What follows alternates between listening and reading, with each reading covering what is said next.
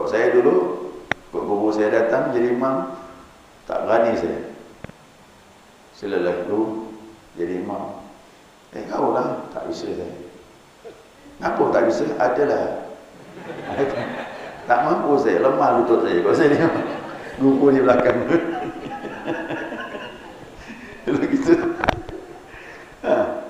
Dulu abah saya meninggal gitu kat belakang ni ustaz-ustaz ada syekh ada apa. Allah saya macam mana ni, lemah kat lutut saya. Tapi dia bilang taqaddam, maju ke depan kata dia. Waladul salih yad'u lahu, anak yang baik yang berdoakan orang tuanya. Masya-Allah. Tolak yang saya ke depan, majulah jadi imam. Padahal rasa-rasa di belakangnya orang alim semua. Tapi dia pakai hadis Nabi dia. Anak lebih mantap doanya untuk orang tua kerana lebih ikhlas. Iyalah, yang namanya anak. Kok anak tak ikhlas berdoa untuk orang tua, terlewat lah.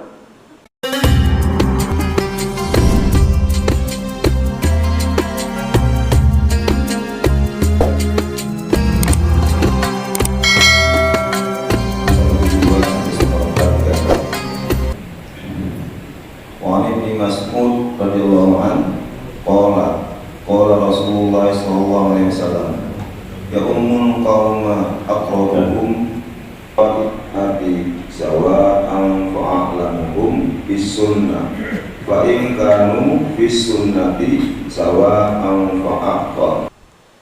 Bismillahirrahmanirrahim. Alhamdulillahi rabbil alamin. Allahumma salli ala nuril anwar وسر الأسرار وترياك الأغيار مفتاح باب اليسار سيدنا ومولانا محمد المختار وآله الأطهار وأصحاب الأغيار عدد نعم الله وإفضاله سبحانك لا علم لنا إلا ما علمتنا إنك أنت العليم الحكيم اللهم ذكرنا ما نسينا وعلمنا ما جهلنا ولا حول ولا قوة إلا بالله العلي العظيم. قال المصنف رحمه الله تعالى ونفعنا بعلومه في الدارين آمين. Jemaah sekalian yang saya muliakan, Assalamualaikum warahmatullahi wabarakatuh. Ya, alhamdulillah senantiasa kita mengaturkan pujian dan syukur kita kepada Allah atas limpahan rahmah hidayahnya. Subuh ini kita dapat melanjutkan kajian kita, mudzakarah kita, panduan kita Bulughul Maram. Subuh ini ada perubahan sedikit. Ini duduk agak tinggi ni. Ini pesan ibu-ibu kemarin kepada pengurus masjid, kalau dapat Pak Ustaz pakai kursi, akhirnya keluarlah kursi. Ini berkah amalan diterima Allah. Jadi apa yang makanya ayat kursi, langsung ganti kursi. Ya, salah. Mohon maaf dia, yang tua-tua ni bukannya tak beradab, ini tuntutan ibu-ibu. Tak nak salahkan ibu-ibu.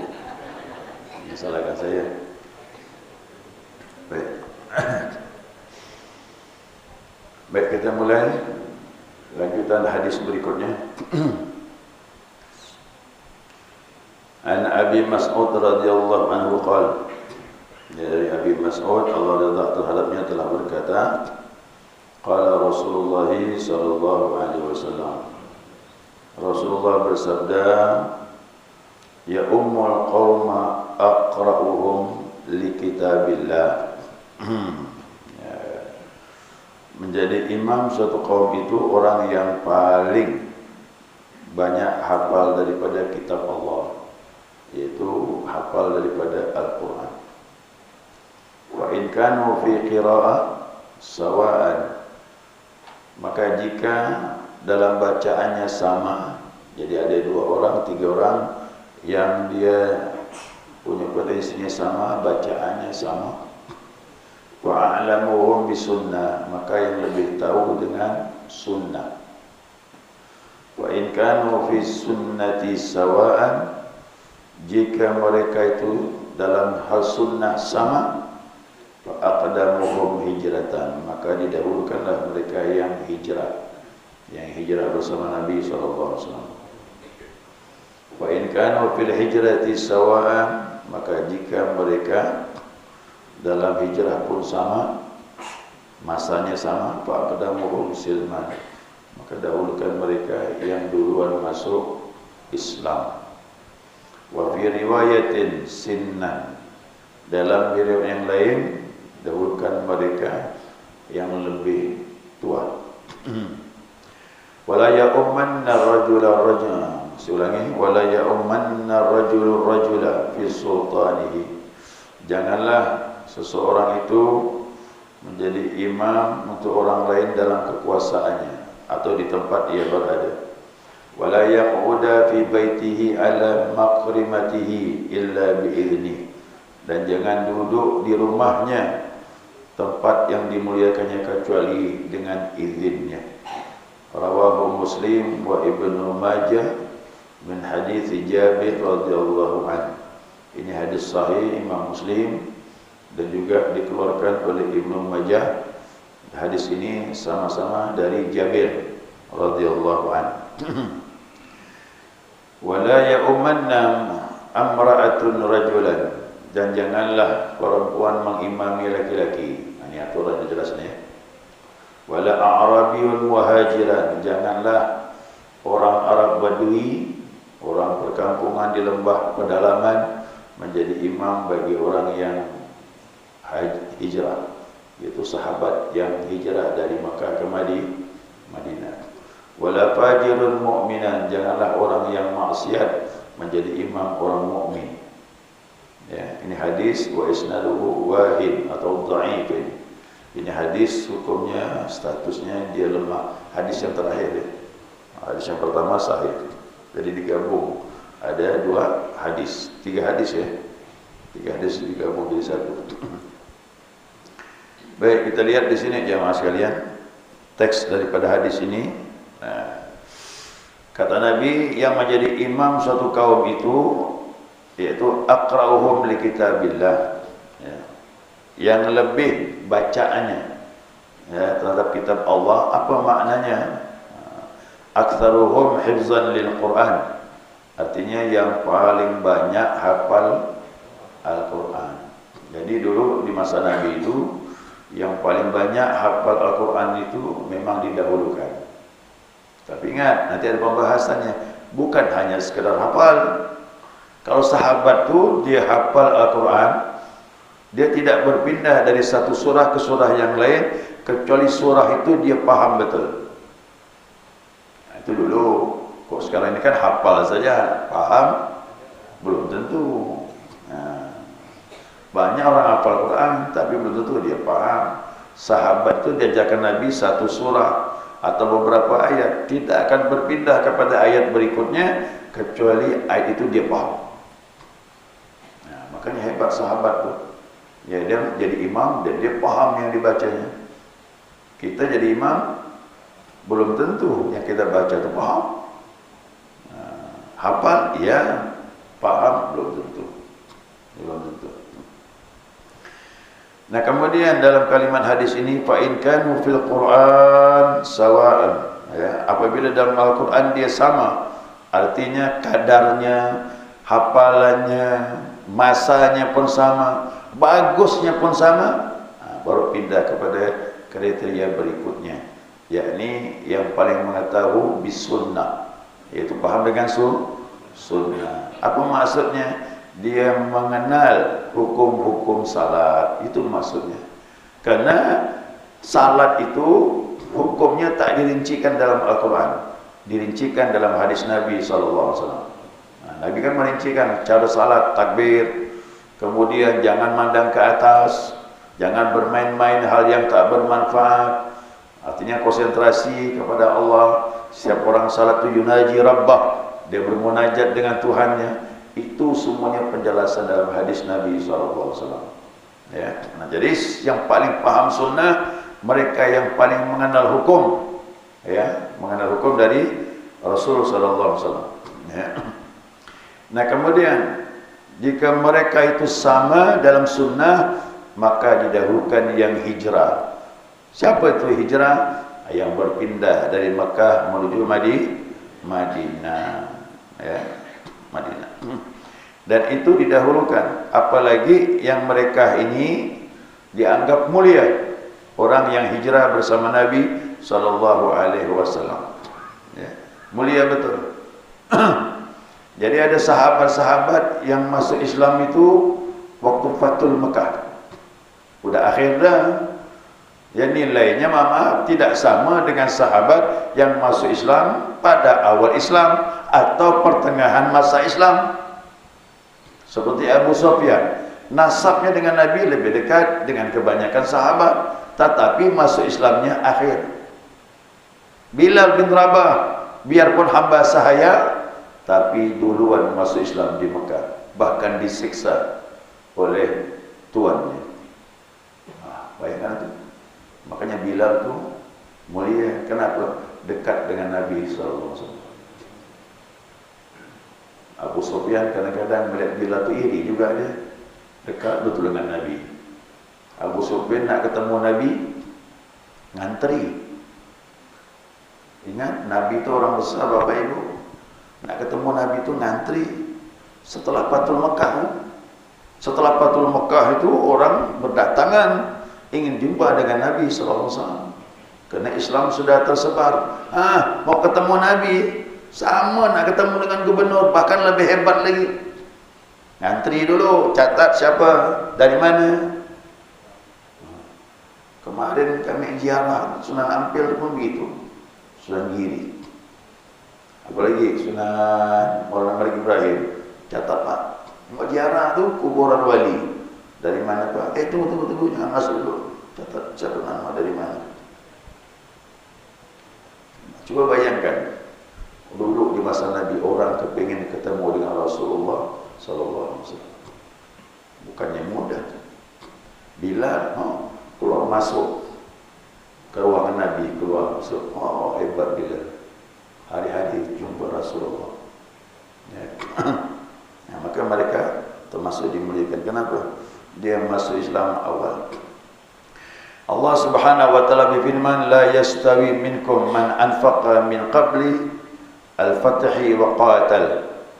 Allah menyatakan tidaklah sama di antara kalian orang yang menginfakkan, menginfakkan, yakni orang-orang yang berperang sebelum Fathul Mekah. Jadi orang-orang yang berperang sebelum Fathul Mekah, dia menginfakkan, nilai infaknya lebih besar dibandingkan orang masuk Islam akhir Islam. Begitu juga ini yang paling duluan hijrah. Apa sebab menjadi patokan yang jadi imam ni? Karena yang duluan hijrah dengan Nabi sudah lama Islamnya. Yang sudah lama Islamnya tentu lebih paham dengan Islam, lebih kenal Allah, lebih tahu hukum-hukum Allah. Itulah ada jamaah ngomong dengan saya begini, Ustaz, enaklah orang kafir umur 60 tahun, kata dia. Dia buat dosa banyak, begitu masuk Islam habis pemutihan. Kan gitu. Orang kafir itu 60 tahun Bapak Ibu, ya, dia maksiat sama Allah, syirik lagi. Begitu dia syahadat, dosa yang lalu habis pemutihan. Lalu ada jamaah bilang, enaklah gitu orang kafir. Saya bilang bukannya enaknya, dia baru kenal Islam umur 60. Dia perlu ibadah lagi untuk betulkan imannya. Nah kita ini kalau betul-betul kenal Allah, banyak ibadah dari muda, tua kita merasakan nikmat ibadah itu. Sedangkan mereka baru mulai. Makanya hijrah ini jadi patokan. Karena hijrah itu masa awal Islam. Maaf, pertengahan. Kemudian setelah itu baru mereka pindah ke Madinah, semakin mengenal hukum Allah. Maka mereka lebih paham dibandingkan yang masuk Islam Fathul Mekah. Itu udah akhir dah.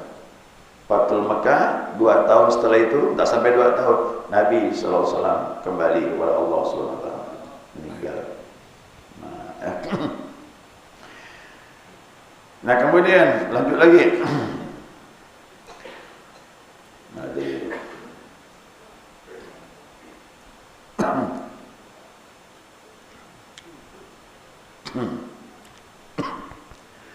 Kalaulah mereka ini sama Ya, masa-masa hijrahnya faqdamuhum silman, maka yang duluan masuk Islam. Jelas itu dah, dirincikan lagi. Kemudian kalau sama-sama juga masa masuk Islamnya, maka didahulukan dibilang sinnan, orang yang paling tua. Yang tua ni urutan berapa ni? Umur tu urutan berapa? Yang paling paham Al-Quran. Kalau sama, yang paham hukum sunnah. Kemudian kalaupun sama, yang duluan hijrah. Kalaupun sama juga, yang duluan masuk Islam. Kalau masih sama juga, baru umur yang ke-5. Jadi umur jauh. Dan yang ke-5 sudah. Ya. Makanya imam walaupun dia usianya muda, jangan orang tua berkecil hati. Ya, karena seleksinya ikut Nabi. Bacaan itu menentukan, paham itu menentukan. Ya, duluan Islam itu pun menentukan, Masya Allah. Jadi setelah itu baru lalu umur. Nah, kemudian ada kalimat lagi ditambah di sini. Wala ya'ummanna rajulur rajula fi sultani. Maka janganlah seseorang itu menjadi imam untuk kaum yang dalam kekuasaannya. Apa maknanya? Nah, di sini orang yang mempunyai rumah, kalau memang salatnya di rumah, kita beranjaklah pergi rumah seseorang diundang. Masuk waktu zuhur berjamaah di rumah itu. Ingat, rumah itu pemilik ahli rumah. Jangan petantang petenteng tentang orang alim langsung maju jadi imam, tak boleh. Tanya orang rumah siapa jadi imam. Orang rumah bilang saya jadi imam. Udah, jangan bertingkah biar orang alim. Ya, ini hak ni, saya boleh. Ahli rumah punya hak dia. Atau diizinkan, silakan. Itu boleh. Ya, silakan ustaz jadi imam. Majulah ustaz tu. Biar serbannya lebar. Biar serbannya tinggi, pakai tongkat. Kalau tak ada dapat izin orang rumah, tak boleh, haram hukum. Itu adab namanya itu. Adab. Tapi biasa orang rumah tu tak seperti itu. Dia lihat orang yang alim pasti disuruh. Tapi ingat, izin tu perlu. Ya, izin tu perlu. Apalagi dalam majlis, gitu juga ada pertemuan majlis dan sebagainya. Masuk waktu maghrib berjamaah. Yang punya majlis itu punya hak. Ya. Atau dia menyuruh siapapun izin dia, silakan. Atau imam masjid. Imam masjid lebih berhak. Di sini betul rahim ditetapkan ada imam tetap di masjid ini. Yang lain tak ada hak. Kalau dia orang alim, kalau tak kasih izin tak boleh. Imam di masjid lebih berhak jadi imam kerana ditunjuk. Kalau di Malaysia tu, Masya Allah, imam tu ditetapkan memang diberi honor. Ada honor dari pemerintah untuk imam masjid. Kalau di sini kan dah, ya pandai-pandailah orang masjid. Itu pun honor kadang-kadang Ramadan, Tarawih kasih honor. Honor tu macam-macam. Ada berupa duit, ada berupa kain sarung, ada berupa baju koko. Kalau buka puasa dapat bingga. Kalau buka puasa di masjid. Pandai-pandai orang masjid mengatur. Tapi kalau masjid yang besar, ya, impak daripada amal itu banyak, tak apa-apa kasih honor imam. Jangan takut, duit masjid itu duit umat, kembalikan kepada umat. Imam tetap yang memang pantas kita beri honor, kasih. Itu terjadi di masa Utsman bin Affan. Muadzin pun digaji zaman Utsman bin Affan. Sebelumnya zaman ikhlas, zaman susah. Susah zaman Nabi itu, semuanya serba ikhlas. Bilal sedikit pun tak dapat honor. Padahal harus subuh bangun, azan subuh. Ya. Azan subuh pindah lagi, dipindahkan Nabi. Azan tengah malam, jam 3. Kan ada azan 2 kali itu di Makkah dengan Madinah. Ikhlas Bilal, jam 3 dah bangun. Tak dapat honor.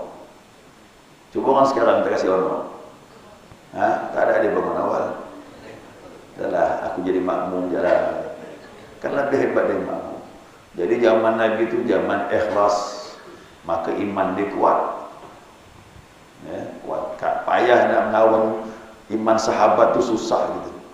Zaman perjuangan. Lillahi ta'ala, Allah saja. Dalam tarekat tu ilahi anta, kau yang bermaksud ya Allah. Semuanya begitu ibadah. Kemudian siapa lagi? Jadi sahibul makan ahaqqu fa in syaa'a taqaddama wa in syaa'a qaddima ma yuridu illa li'annahu sultanuhu. Jadi dia bilang yang mempunyai tempat tu lebih berhak. Jika dia menghendaki, dia yang maju. Dan jika dia menghendaki, dia tunjuk orang lain yang maju jadi imam. Karena dialah yang menguasai tempat itu. Ingat ya, ini kita mengukur diri ini. Walaupun saya ni masuk tempat orang, tak boleh saya maju jadi imam. Walau jamaah saya, murid saya, jamaah pengajian, Ustaz silakan baca doa selamat di rumah. Masuk zuhur, tak boleh saya jadi imam. Tunggu loh isyarat dari ini. Maju Ustaz imam. Saya pun balas lagi, kau lah. Tak, ini bukan basa-basi. Memang siapa tahu dia mau jadi imam. Sudahlah, maju jadi imam. Kalau saya dulu, guru saya datang jadi imam, tak berani saya. Silalah dulu jadi imam. Kau lah, tak bisa saya. Kenapa tak bisa? Adalah. Tak mampu saya, lemah lutut saya. Kalau saya ni guru di belakang. Dulu gitu. Dulu abah saya meninggal gitu kat belakang ni ustaz-ustaz ada syekh ada apa. Allah sudah macam mana ni, lemah kat lutut saya. Tapi dia bilang taqaddam, maju ke depan kata dia. Waladul salih yad'u lahu, anak yang baik yang mendoakan orang tuanya. Masya-Allah. Tolak yang saya ke depan, majulah jadi imam. Padahal rasa-rasa di belakangnya orang alim semua. Tapi dia pakai hadis Nabi dia. Anak lebih mantap doanya untuk orang tua kerana lebih ikhlas. Yalah, yang namanya anak. Kok anak tak ikhlas berdoa untuk orang tua tu terlewat lah. Ya kan? Jadi anak dah pasti lebih bersih doa dia untuk orang tua dibandingkan orang lain. Itu guru-guru yang faham tu, dia alim, kita ditolak maju ke depan. Dia bilang lebih baik kata. Saya begitu. Kalau saya datang tempat orang meninggal, lihat ada anaknya. Ada anak yang ngerti agama. Oh, ada yang Ustaz ini anaknya ni sekolah agama. Maju imam. Nanti doanya biar saya. Bagi-bagilah. Tapi yang terbaik dia yang jadi imam. Ada urutan yang kita fikir. Yang jadi imam salat jenazah, yang terbaik adalah orang tua kepada anak. Yang meninggal ni, lihat dulu, ada tak orang tuanya? Ada, orang tua jadi imam. Yang kedua, kakeknya. Kalau kakek masih ada, kakek. Yang ketiga baru anak. Anak urutan ketiga tu. Kenapa bisa begini? Diikutkan urutan siapa yang paling sayang kepada si mayat. Ya, coba renungkan. Antara anak dengan orang tua, antara orang tua dengan anak, mana yang lebih sayang? Itulah dia. Orang tua lebih sayang dengan anak. Makanya semakin tingkat tinggi sayangnya kesayang itu, maka doa semakin diijabah, semakin ikhlas, semakin kuat tingkat sayangnya itu, semakin ikhlas dalam berdoa. Ayo pindah lagi nih. Mana sayang? Anak dengan orang tua atau kakek dengan cucu? Paham dah tu dah. Macam mana jadi kakek? Kalah lah. Sayang anak dengan orang tua, masa kalah sayangnya kakek dengan cucu. Buktinya apa? Tidak sedikit anak dimarah orang tuanya gara-gara cucu. Betul tak? Itulah menunjukkannya beda tu sayang kakek dengan cucu. Kalau orang tua marahkan anak, kakek yang bela. Kalau ni budak kecil begitu kan, kena lagi orang. Itu perbezaan. Setelah itu baru yang lain. Ya. Enak Pak kalau kita lihat orang-orang yang paham tu. Jadi tidak sembarangan jadi imam tu, selektif. Nah, kalau kita ikut kitab ni, aman lah. Tidak ada percekcokan, tak ada masalah. Nah, kemudian wala yaquda fi baitihi ala maqrimatihi illa biiznih.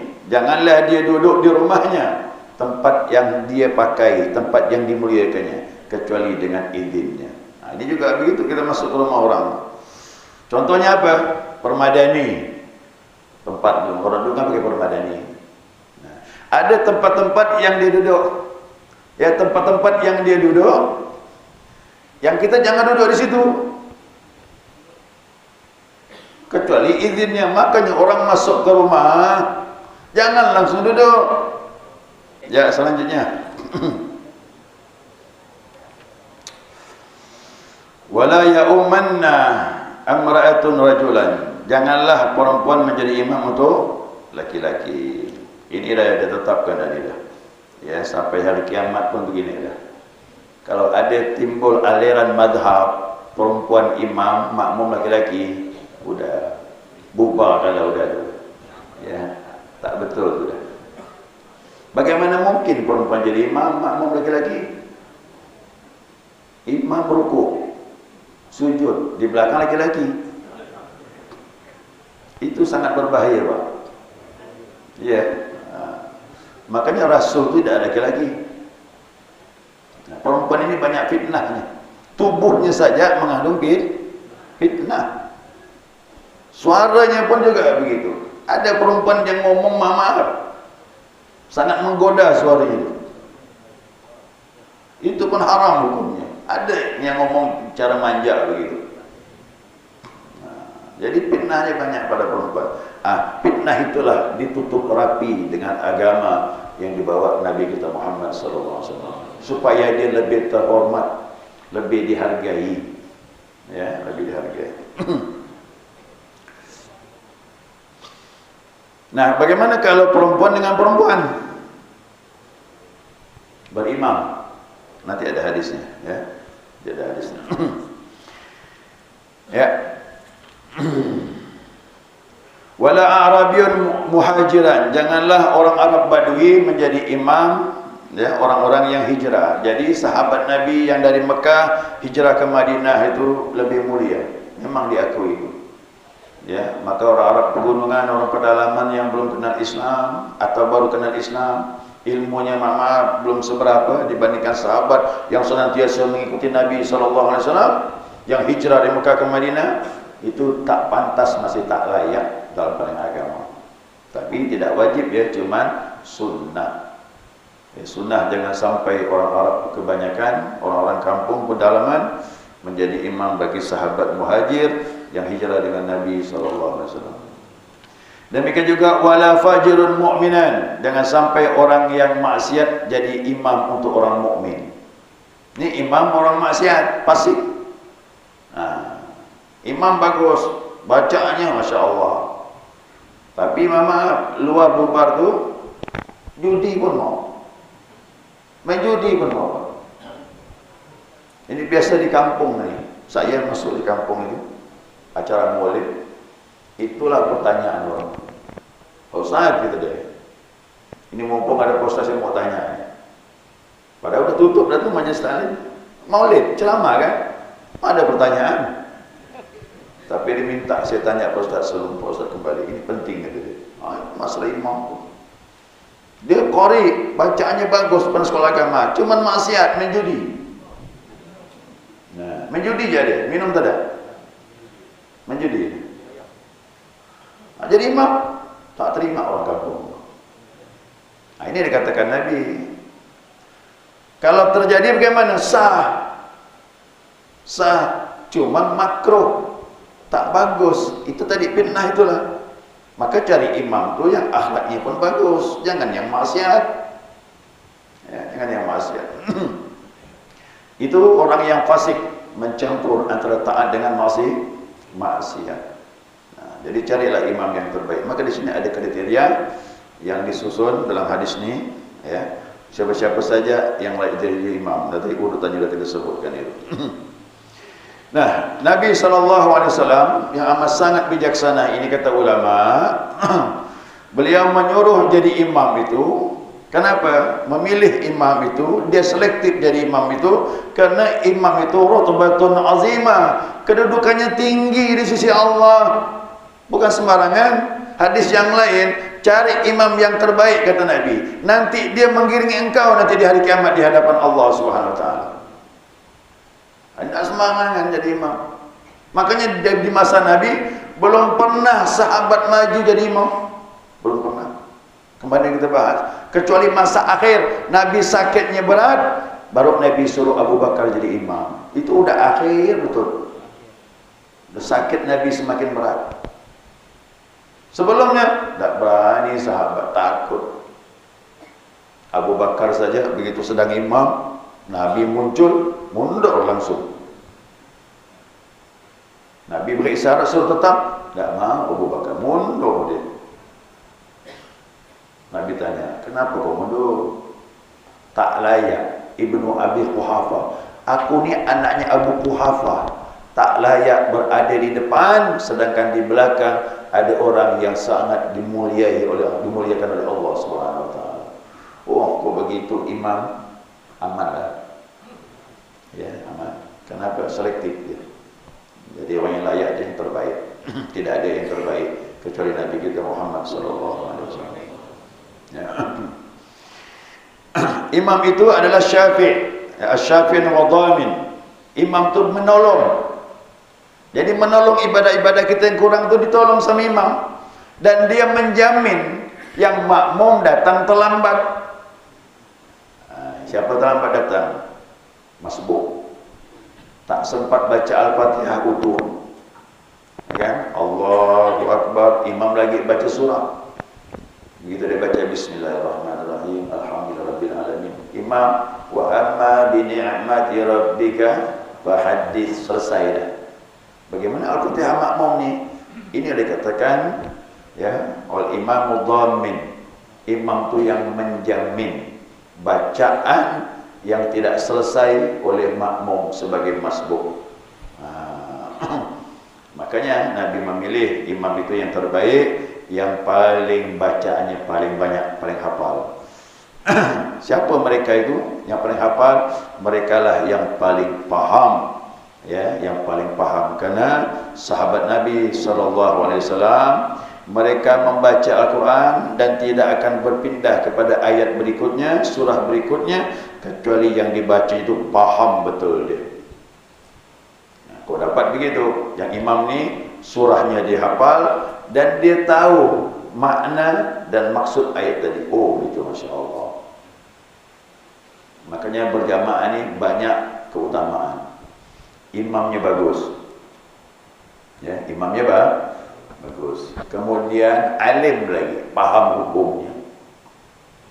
Yang ketiga, kenal Allah lagi, ma'rifatullah. Masya Allah. Yang keempat, berada di tempat yang diberkahi Allah lagi, di masjid-masjid. Apalagi masjid yang dimuliakan seperti Masjid Nabawi, Masjidil Haram, Masjid Al-Aqsa. Tuh. Kemudian ramainya lagi, banyak keutamaan berjamaah. Ya. Kalau satu diterima ibadahnya, kata ulama, semuanya diterima Allah. Satu berdoa diijabah, semuanya diijabah sama Allah SWT. Itu hebatnya berjamaah. Bapak ibu salat di rumah sendirian sah, tapi untuk diijabah itu sulit. Dan tercela laki-laki salat di rumah kalau bisa datang ke masjid, karena banyak ruginya kau salat sendiri. Berjamaah ini banyak kelebihan. Nah, makanya berjamaah ini diatur, orang-orang ini tidak boleh sembarangan yang jadi imam. Jadi awal-awal Islam itu mereka paling paham dengan Al-Quran. Kalau terjadi hal-hal kekeliruan, maka orang yang mengerti dia tahu meralatnya. Imam ni kalau dia faham, Bapak Ibu sekalian, ini udah belajar nih, bacanya bagus, paham hukum lagi. Dia sujud yang kedua, rakaat yang kedua, berdiri, Allahu Akbar, masuk rakaat yang ketiga, lompat tahiyat, udah paham dah tu dah. Bagaimana hukumnya? Coba kau tak ada ilmu, bacaan fasih tapi tak faham ilmu, makmum negur subhanallah, duduk pula imam, habis batal semua. Nah, itu yang berbahaya tu. Kau tak ada ilmu, ditegur, duduk imam, padahal tak boleh duduk. Nabi lupa tahiyat awal, beliau tidak duduk, timbullah hukum tahiyat awal tu hukumnya sunnah, berdiri sudah wajib, tak boleh batalkan yang wajib, ngejar yang sunnah, habis batal. Itulah hukum. Jadi kita faham hukum, enak. Maka dikatakan imam yang mengerti, kalau terjadi kekeliruan, dia tahu bagaimana kelanjutannya, dia bisa menangani. Itulah hikmahnya kita belajar, dia faham. Jadi memang kata ulama, imam ya tidak harus orang yang adil, tidak harus. Ya, orang yang fajir pun nakal boleh, cuma makruh. Yang terbaik imam itu orang yang adil. Siapa bu yang adil, Bapak? Yang adil itu tidak berbuat dosa besar. Itu adil, tak berbuat dosa besar. Dosa kecil sulit dihindari. Banyak-banyak dosa kecil istighfar. Tapi dosa kecil ini kalau dapat, sering-sering kita istighfar, jangan dibiarkan. Nah, la saghiratan ma'al israr, kata Nabi. Tak bisa lagi dikatakan dosa itu kecil kalau sering. Kalau sering jadi dosa besar, banyak-banyak istighfar kepada Allah Subhanahu wa taala. Baik jamaah, dari segi hukum belum kita bahas nih ya. Dari segi hukum belum kita bahas. Ini baru menguraikan lafaz hadis, kemudian juga makna secara umum. Nanti hukumnya bagaimana dari hadis ini? Nanti ada beberapa hukum nih, sampai ada 6 hukum keluar dari hadis ini. Tak cukup nih, ini udah habis waktu dah. Jam 6 dah, lewat malah 5 menit. Ya, bagaimana nih jamaah? Apakah ada pertanyaan atau kita tutup? Jam 6 dah nih. Baik, orang dah pada bimbang dah. Ya, matahari tak lama lagi dah keluar dah. Dah keluar matahari dah. Ya, belum selesai tapi kita sambung nanti insyaAllah. Ya, Ahad yang akan datang subuh. Ya, kita baca doa. Ya Rabbani. Assalamualaikum warahmatullahi wabarakatuh.